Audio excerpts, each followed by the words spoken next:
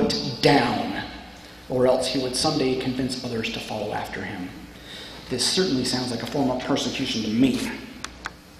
One recent anti-Mormon publication has argued that the traditional story of the first vision didn't even exist until it was written down in 1838 and wasn't well known among Latter-day Saints until 1840.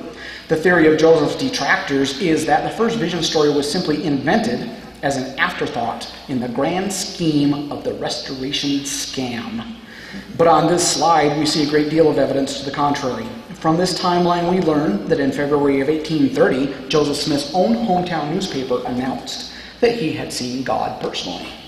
And in the following decade, Joseph Smith and the missionaries of the church taught Mormons and non-Mormons alike about the appearance of the Father and the Son in a grove of trees in the year 1820.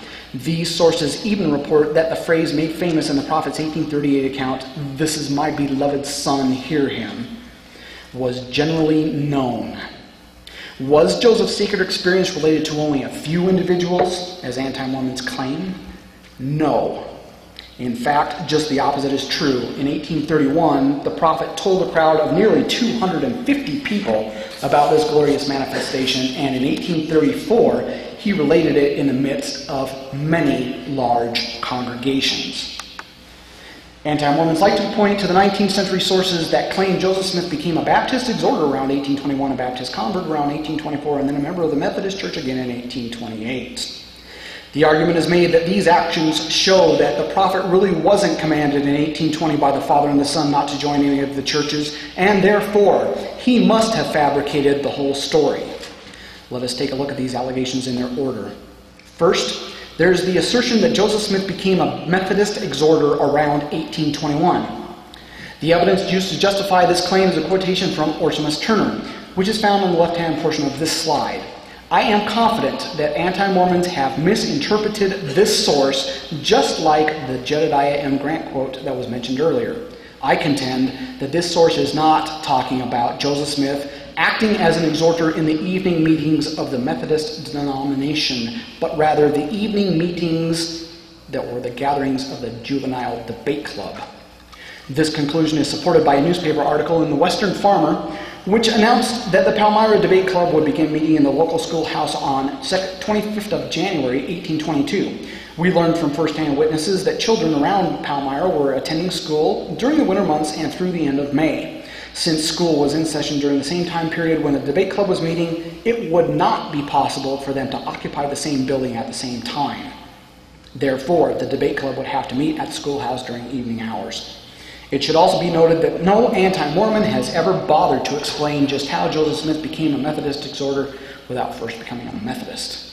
And remember, Pomeroy Tucker said in his book that Joseph Smith did not convert to the Methodist faith.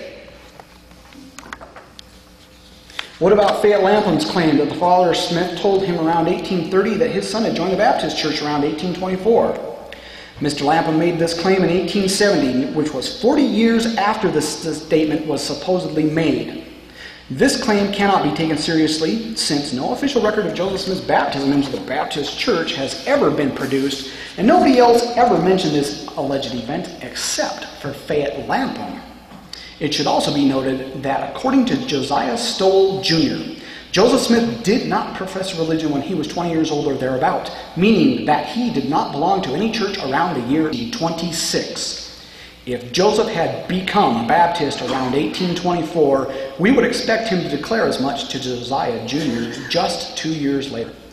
Mr. Lampum's memory is simply not supported by documentary sources. There is no verifiable evidence that Joseph Smith ever became a Baptist. Now, what about the charge that the prophet sought membership in the Methodist Episcopal Church in June of 1828? Anti-Mormons tried to support this idea by citing a joint statement published by Joseph and Hyle Lewis, who claimed nearly 51 years after the fact that the prophet sought to join the Methodist Episcopal Church in Harmony, Pennsylvania at the same time that he was translating his Gold Bible.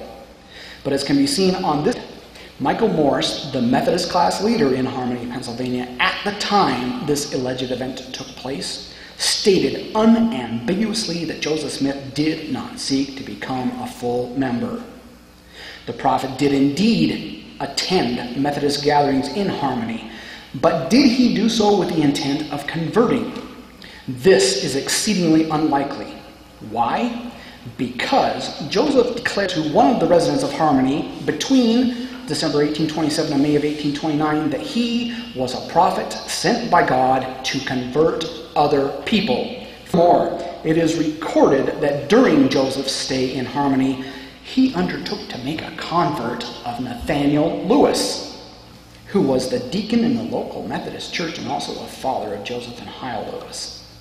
Nathaniel said that he would become one of Joseph's disciples if he could test those spectacles that he was using to translate the golden plates. But Joseph declined his offer. Finally, let us not overlook the reference found in Doctrine and Covenants section 10, where in the summer of 1828, the Lord told Joseph Smith that he would establish his church in that generation if the people would not harden their hearts. With this prospect looming on the horizon, why in the world would Joseph Smith need to join any other church? Let us move on now to how anti-Mormons make claims connected with the angel Moroni. In this section, I would like to say a few words about the notion that Joseph Smith had a dream about the angel instead of a vision. The argument that the personage appearing to the prophet couldn't have been Moroni since he spoke about Moroni. The assertion that Joseph Smith couldn't decide whether to call the angel Moroni or Nephi, and the very strange idea that the prophet learned about the golden plates from a bleeding Spanish ghost. I love this one. There's a group of 19th century non-Mormon documents that say Joseph Smith learned about the existence of the golden plates in a dream instead of a vision. Critics point to these documents and proclaim that the prophet didn't have a real-world experience with a heavenly being. It all just happened in his subconscious mind. But on this slide, you'll see that the dream notion was formally refuted in the church's official newspaper in July 1835. Oliver Cowdery, who spoke with Joseph Smith before committing his words to paper, referred to the experience as an open vision. He noted that Joseph Smith was definitely awake because he was praying at the time. This experience, said Oliver, was not a dream. The prophet confirmed these points just a few months later when he wrote in his diary that he was not asleep before this manifestation took place, and he classified the experience as a vision. Anti-Mormons, of course, will not be convinced by these statements. They will point out that the church's official refutation was printed 6 years after the first dream document appeared in print. But as can be seen by the information on this timeline, the prophet had been teaching members of his family and his close associates since 1823 that he had been visited in person by a heavenly messenger, and he classified this experience over and over again as a vision. It is also important to see that on this slide, before the first dream document showed up in 1829, Daniel Hendricks in Palmyra and Thurlow Weed in Rochester were both told by Joseph Smith himself that he had had a vision. And David Whitmer heard the experience characterized by the same word when he was speaking with the townspeople of Palmyra in early 1828.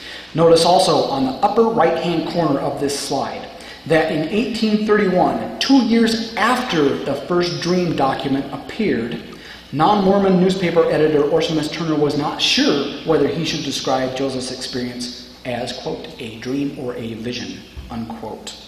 When the dream documents are seen in their historical context, it becomes obvious that they really aren't all that impressive.